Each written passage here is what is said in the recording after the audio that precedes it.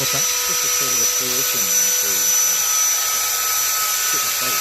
And it'd be nice to have a computer with like 2 or 3 cameras that can just measure the thing, but it's good enough for now. Yeah. It's a start. It's a start, exactly, yeah. And then from here on out, it's just a refinement of the... Right. And once people start watching, if it starts making an income, you can just put that money back into it, and buy stuff for a little bit, and then after that, it's easy. Very neat, very neat.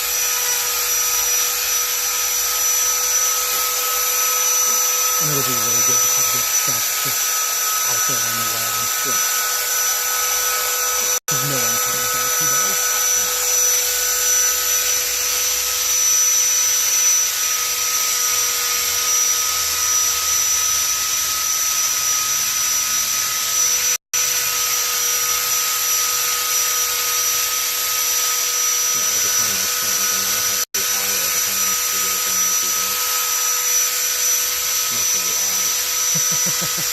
Really, I mean, it's what he...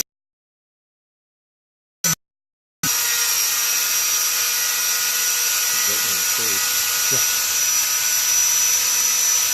That nice right at the base is great. So, carving on this, are we on still? Yeah. Carving on this kind of wet wood leaves a lot of feathers and stuff. It's much better if the wood is dry. But the only way it's going to dry out is to kill it off like we did here. And then hollowed out kind of a snag type top on here, which I kind of like. I have to carve this, but I don't want to do that. I want to keep the life forces going to these. It's this wide here, and it comes right up into that, so this should be unaffected by what I've done here so far.